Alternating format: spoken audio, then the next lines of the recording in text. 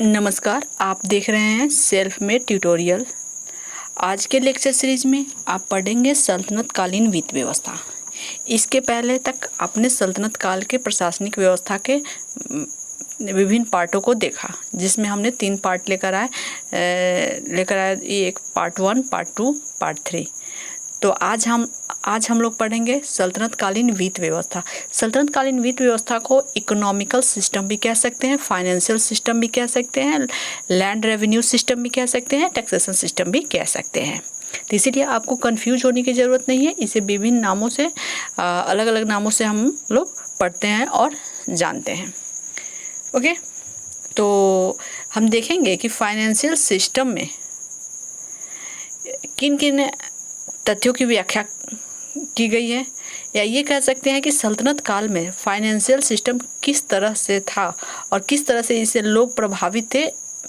Okay, तो चलिए इस डिस्कशन को आगे बढ़ाते हुए हम लोग देखते हैं सल्तनत कालीन वित्त व्यवस्था सुन्नी विधि विज्ञों की हनीफी शाखा में के वित्त सिद्धांतों पर आधारित था। सुन्नी विधि विज्ञों मतलब सुन्नी धर्म के मानने वाले, सुन्नी कानूनों को मानने वाले विद्वान। दिल्ली सल्तनत के सुल्तानों ने गजनवी के पूर्व अधिकारियों से यह परंपरा ग्रहण की थी। अब दिल्ली सल्तनत के जो सुल्तान थे वो गजनवी के पहले के जो अधिकारी थे उसी से उन्होंने यह परंपरा ग्रहण की थी। मुस्लिम विधि विज्ञों ने सल्तनत काल में वसूले जाने वाले करों को धार्मिक कर और धर्मनिरपेक्ष भागों में विभक्त किया। यानी कि मुस्लिम कानून के जो ज्ञाता थे उन्होंने सल्तनत काल में जो टैक्स वसूल किए जाते थे उन्हें 2 वर्गों में बांटा गया था, एक धार्मिक और एक धर्मनिरपेक्ष, रिलीजियस और सेकुलर पार्ट में। ओके,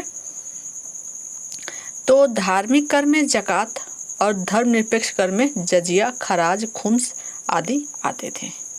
आप भी तो नाम सुने होंगे, जजिया कर क्या है, ज़कात क्या है, खम्स क्या है, खराज क्या है।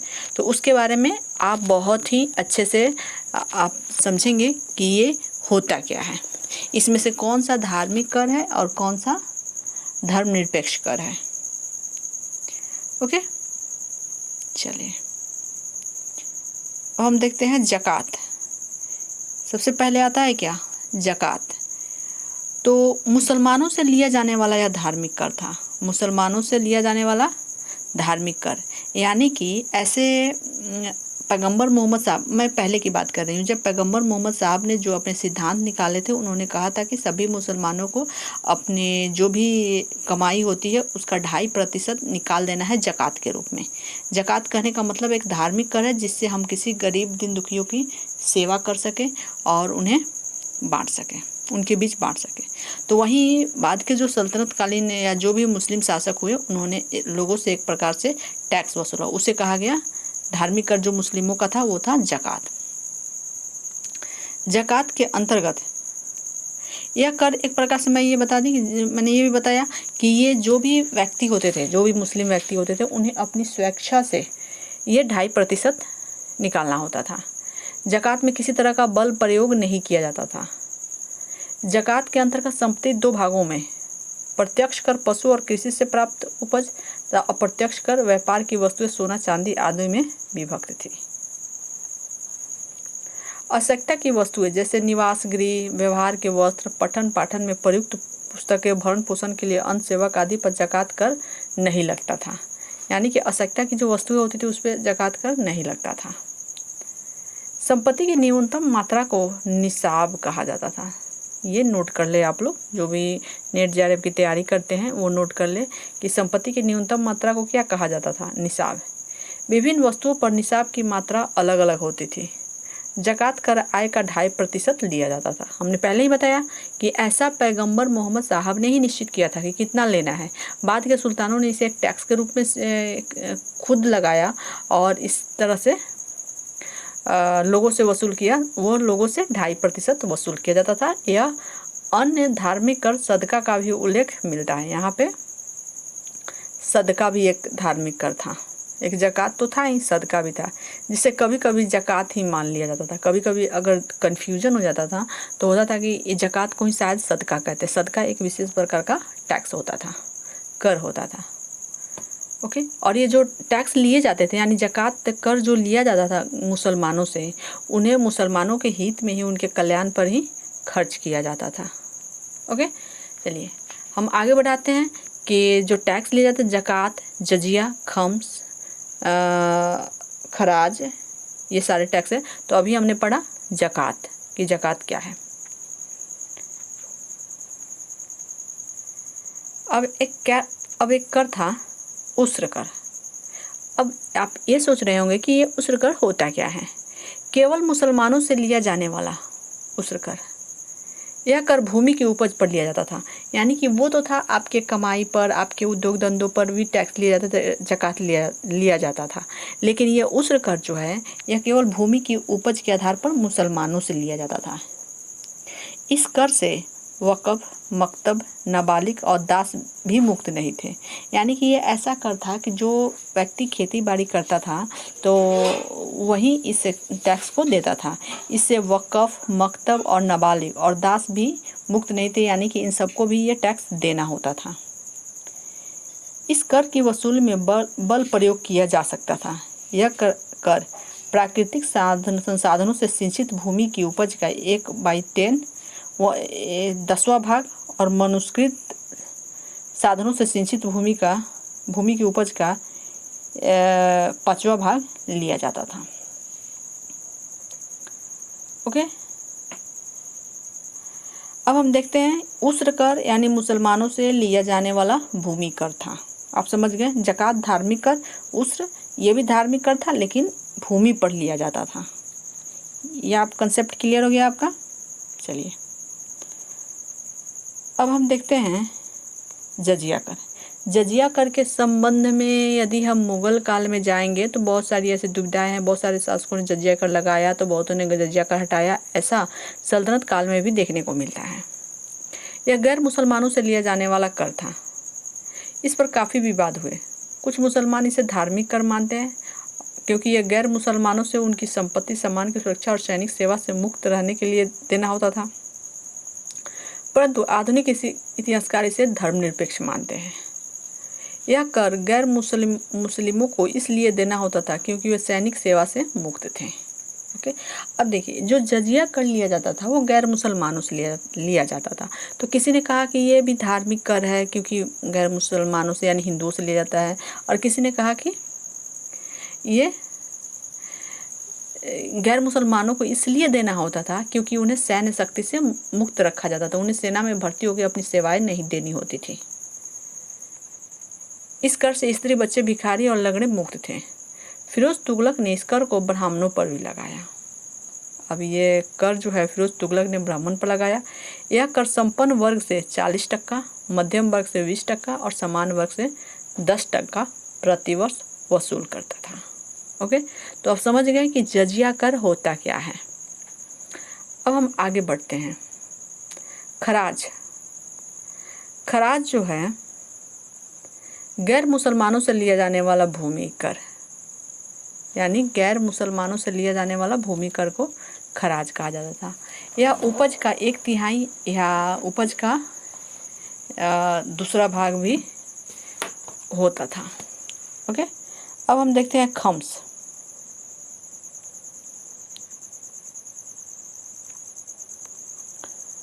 खम्स जो है ना यह लूट का धन होता था, यानी कि कहीं युद्ध वगैरह हुआ, वहाँ से जो धन प्राप्त हुआ, या कोई खजाना मिला, कोई लूट हुआ, उससे जो धन प्राप्त हुआ तो उसे उस धन से जो टैक्स लिए जाते थे उनको कहा जाता था खम्स। इस धन का 5वां भाग राजकोष में तथा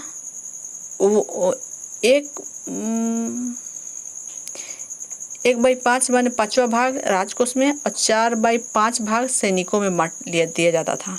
परंतु फिरोज शाह के अतिरिक्त अन्य सुल्तानों ने लूट के धन का 4/5 भाग राजकोष में जमा किया तथा शेष 1/5 भाग सैनिकों में वितरित किया।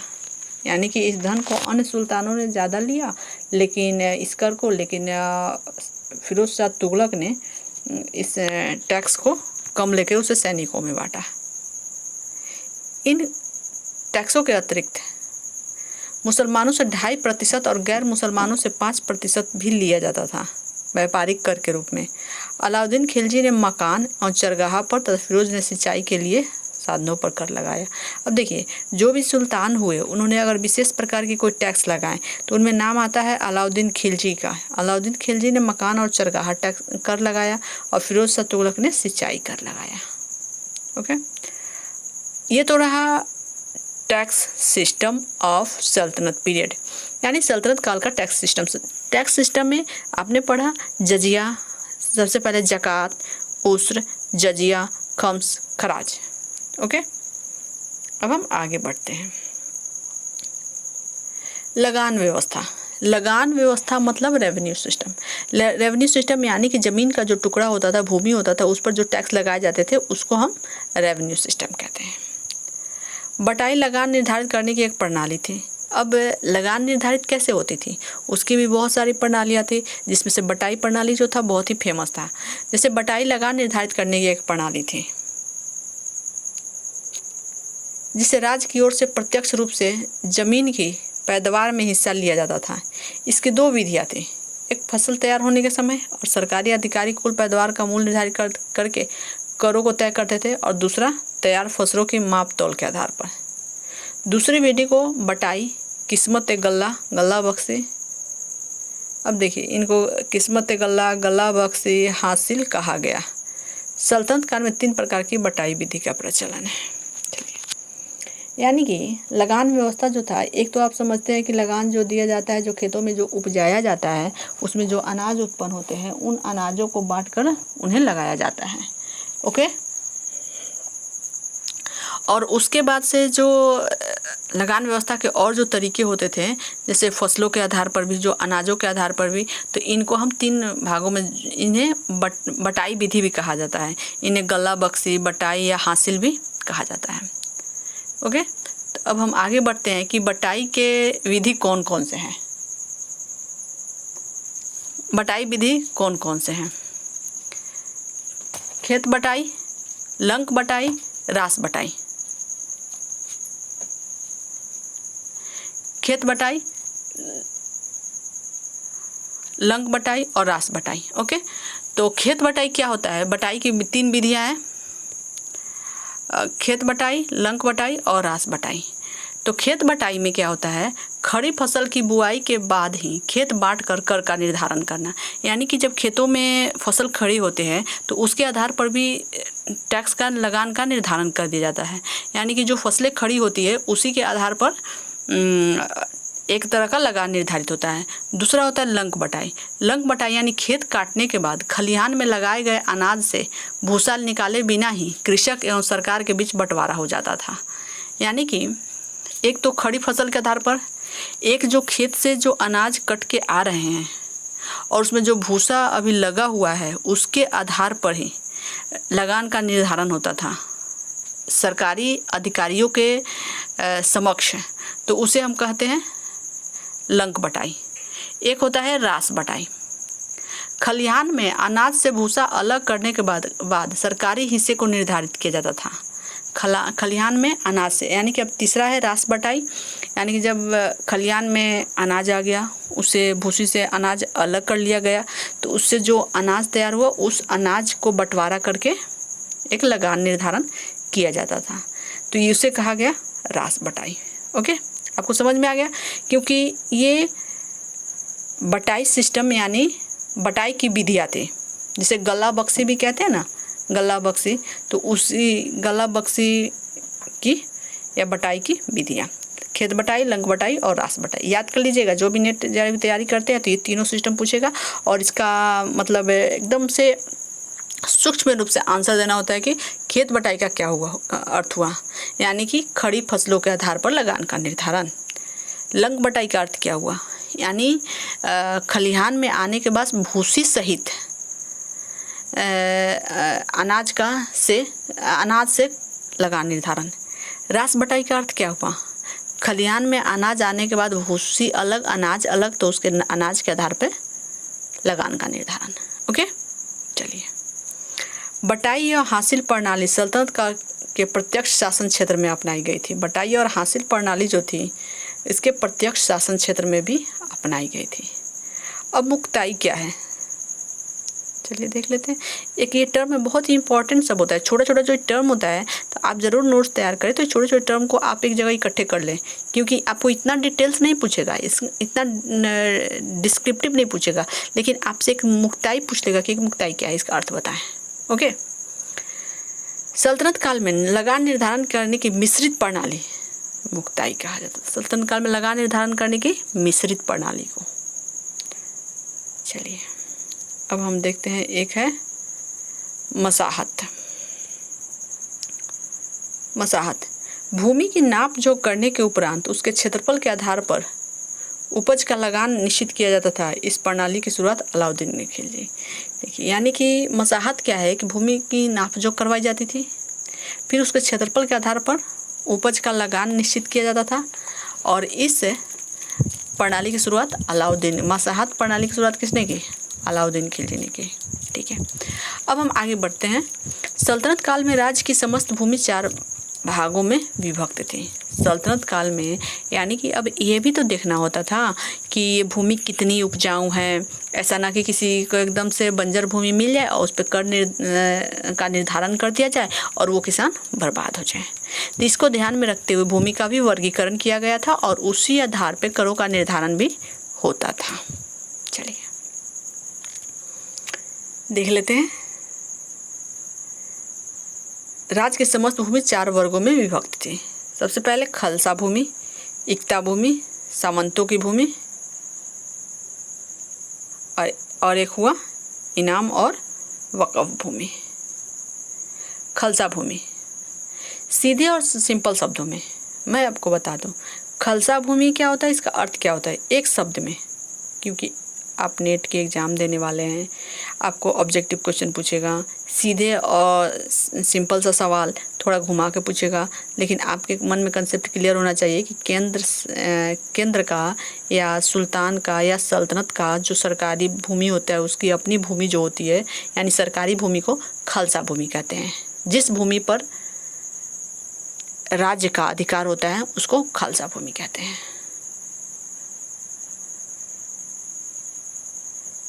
यह पूर्णतः केंद्र के नियंत्रण में रहती है। देखिए, इस भूमि से कर वसूलने के लिए राजस्व विभाग में पदाधिकारी चौधरी मुकद्दम होते थे। प्रत्येक सीक में, सीक यानी कि जिलों को कहा जाता था, आमिल नाम का अधिकारी होता था जो कर वसूल कर सुल्तान को भेजा करता था।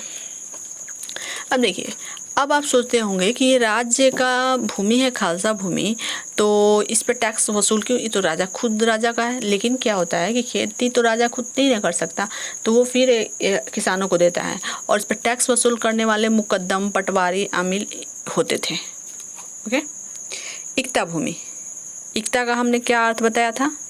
इक्ता वह भूमि होता है जिस भूमि को सैनिकों को वेतन के बदले में दिया जाता है, इसको कहते हैं इक्ता। इसे लागू किसने किया था? इल्तुतमिश ने। उसके बाद में इसे हटा किसने दिया? अलाउद्दीन खिलजी ने। उन्होंने सैनिकों को नगद वेतन दिया। ओके, इक्ता प्रथा को समाप्त कर दिया। चलिए, इक्ता की भूमि की देखभाल मुक्ति करते थे। अब ये जो भूमि होती थी, तो जो करने वाले अधिकारी होते थे उन्हें कहा जाता था मुक्ति। इस भूमि से मुक्ति व वली लगान वसूल करते थे। अब इस पर लगान वसूल करने वाले अधिकारी कौन है? मुक्ति और वली। लगान वसूल करने के बाद मुक्ति अपना खर्च अलग कर शेष धन सरकारी खजाने में जमा कर देता था। ख्वाजा नाम का अधिकारी मुक्ति वली के कार्यों का निरीक्षण करता था। ओके, अब आपने देख लिया कि इक्ता की भूमि पर ही बहुत सारे ऐसे छोटे छोटे अधिकारियों का नाम आ जाता है, जैसे मुक्ति और वली, ख्वाजा नामक अधिकारी जो होता था। ऐसे ख्वाजा सरा मैं बाद में बात करूंगी मुगल काल में जब जाऊंगी तब, कि ख्वाजा सरा का अर्थ अलग होता है, लेकिन यह ख्वाजा जो है एक पद है, पोजीशन है, जो या एक ऑफिसर से अधिकारी है जो मुक्ति और वली के कार्यों का निरीक्षण करता था। अब हम देखते हैं सामंतों की भूमि। यह भूमि अधीनस्थ हिंदू सामंतों और राजाओं की भूमि थी, जो प्रति वर्ष एक निश्चित मात्रा में धन सरकारी कोष में जमा करते थे। इनाम और वक़्फ़। इनाम का मतलब आप तो समझ ही गए, जब कोई राजा कर मुक्त भूमि किसी को इनाम के रूप में देता था, जब किसी को दान में दी जाती थी कर मुक्त भूमि, और इस भूमि पर वंशानुगत अधिकार होता था, इस पे किसी तरह का कोई टैक्स नहीं लगता था। और इस तरह से सल्तनत काल में किसानों को उपज का 1/3 और या आधा भाग तक राज को कर के रूप में देना होता था। अलाउद्दीन खिलजी के समय में भूमि कर को 50% कर दिया गया। ये तो बात आपको पता है कि अलाउद्दीन खिलजी ने सेना का एक विशेष रूप से संगठन किया था। उसने हुलिया और दाग रखने की प्रथा चलाई, उसने सैनिकों को नगद वेतन दिया, नए तरीके से प्रशिक्षित किया। इसी का ही प्रतिफल था कि अलाउद्दीन खिलजी ने उत्तर से दक्षिण तक पूरे भारत पर लगभग अपना साम्राज्य विस्तार किया था। तो उसने उसके समय में टैक्स भी यानी कि लगान भी अत्यधिक वसूल किया गया। जैसे कि यहाँ पे लिखा हुआ है 50% लगान वसूल किया जाता। अलाउद्दीन एवं 50%। अलाउद्दीन एवं मोहम्मद तुगलक ने भूमि की पैमाइश के आधार पर लगान को निर्धारित किया। अलाउद्दीन ने दान के रूप में दी गई अधिकांश भूमि को छीन ली। यानी कि हमने जो पहले बताया कि खालसा भूमि जो होता था सरकारी भूमि, तो कभी कभी क्या होता था कि जो इनाम और वक़्फ़ में दी गई भूमि जो होती थी वो कर मुक्त भूमि होती थी। अलाउद्दीन खिलजी जो सुल्तान बना, उसने क्या किया, सबसे पहले जितने भी एक सर्वे कराया और सर्वे में ये निर्धारित किया कि जितने इनाम में इक्ता के रूप में जो भी भूमि दी गई थी उनको सबको खालसा भूमि में बदल दिया। ओके। अलाउद्दीन ने लगान को दिल्ली के आसपास के क्षेत्रों एवं द्वाब के अनाज के रूप में वसूल किया। लगान को दिल्ली के आसपास के क्षेत्रों और द्वाब से अनाज के रूप में, यानी कि जहाँ फसल अच्छी थी, अच्छी उपज होती थी, वहाँ वो अनाज के रूप में अपना टैक्स लिया। उस समय फिरोज शाह तुगलक ने एक नया कर लगाया, वो था सिंचाई कर। ओके। अब हम आगे बढ़ते हैं। अब यहाँ देखेंगे कुछ आर्थिक विकास। आर्थिक विकास के अंतर्गत हम लोग यहाँ पे पढ़ेंगे व्यापार और व्यवसाय। किस तरह के व्यापार होते थे उस समय। सल्तनत काल में भारत आर्थिक दृष्टि से विकसित था, ये तो था ही। विदेशों से वस्तुएं मंगाई जाती थी एवं भेजी भी जाती थी। व्यापार जल और थल मार्ग के द्वारा होता था, ये आप समझ गए। भारत से विदेशों में भेजे जाने वाले वस्तुओं में अब ये मायने रखता है कि आप ये ध्यान रखें, आयात और निर्यात तो होता ही था। मैं आपको बता दूं, आयात का मतलब होता है किसी दूसरे देश से अपने देश में वस्तुएं मंगाना, और निर्यात का मतलब होता है अपने देश की वस्तु को दूसरे देश में भेजना। तो ये उस समय होता था। तो अब यहाँ देखते हैं कि भारत से विदेशों में भेजी जाने वाली महत्वपूर्ण वस्तुएं, भारत से में जिस चीज़ की अधिकता थी और जो विदेशों में भेजी जाती थी, तो उसमें था लोहा, हथियार, अनाज, सूती वस्त्र, जड़ी बूटी, मसाले, फल, शक्कर, नील आदि। बाहर से आयात की जाने वाली यानी विदेशों से जो वस्तुएं भारत आती थी, उनमें था वस्तुओं में था घोड़ा। अरब, तुर्किस्तान और रूस और ईरान से घोड़े मंगाए जाते थे। अस्त्र शस्त्र, दास, मेवे, फल आदि शामिल थे। ओके, चलिए अब हम आगे बढ़ते हैं। देखते हैं कि सल्तनत काल में कुछ ऐसी जगहें हैं जो अपनी विशेष वस्तुओं के लिए ज़्यादा ही फेमस हैं, और इस तरह के 4-4 ग्रुप करके आपके क्वेश्चन में ये इस तरह के क्वेश्चन पूछे जाते हैं नेट के एग्जाम में। ओके, जैसे देखिए कुछ व्यापारिक केंद्र थे, जैसे दिल्ली, ठट्टा, देवल, सरस्वती, अनिलवाड़ा, सतगांव, सोनारगांव, याद कर लीजिएगा, अलग से नोट्स बना लीजिएगा। सोनारगांव, आगरा, वाराणसी, लाहौर आदि प्रसिद्ध थे। अब हम देखते हैं कि किन किन जगहों पे कौन कौन सी वस्तुएं प्राप्त होती है, या ये कहें कि कौन सी जगह किस वस्तु के लिए फेमस है। देवल जो है सल्तनत काल में अंतर्राष्ट्रीय बंदरगाह के रूप में प्रसिद्ध है। अगर 4 ऑप्शन दे देगा, देवल, अनिलवाड़ा, सतगांव, और ऑप्शन को ऐसे करके क्रॉस चेक करना पड़ेगा। तो देवल क्या कहेंगे, देवल कहेंगे एक अंतर्राष्ट्रीय बंदरगाह। सरस्वती अच्छे किस्म के चावल मिलते हैं सरस्वती से। अनिलवाड़ा से व्यापारियों के तीर्थ स्थल के रूप में।